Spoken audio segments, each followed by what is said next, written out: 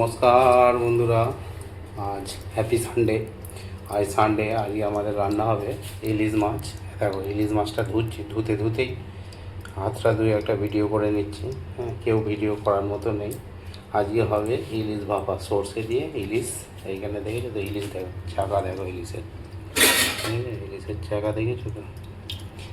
এক একটা ওই 750-800 গ্রাম করে ছিল, দুটো নেওয়া হয়েছে।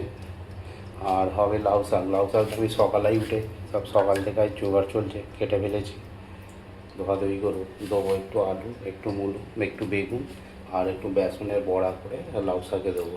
দেখছো সীমন্ত পাত্র ফেসবুক পেজ। আজকে রবিবারের আমাদের লাঞ্চের জোগাড় চলছে, তারই একটা ভিডিও নিয়ে আসছি, দেখতে থাকুন, সাথে থাকুন।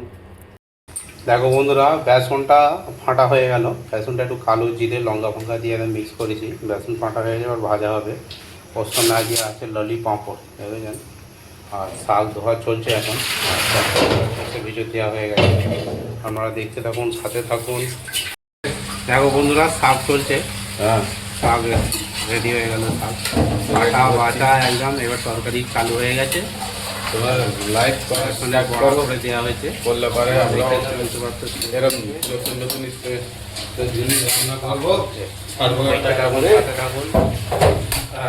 চা বানাবো একটু, এবার হবে চা।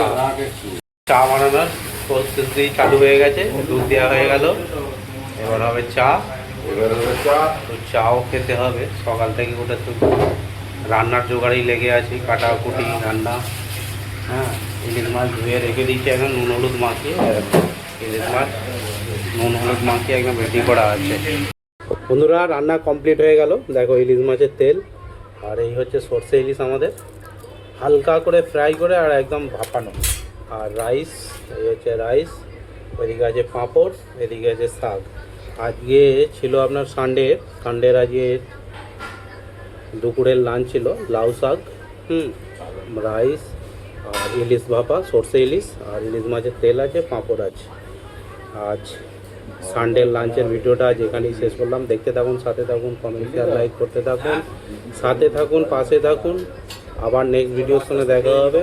চলো, টাটা, বাই বাই। দুপুরে সব সানডেতে সব খাওয়া দাওয়া করো। চলো, বাই।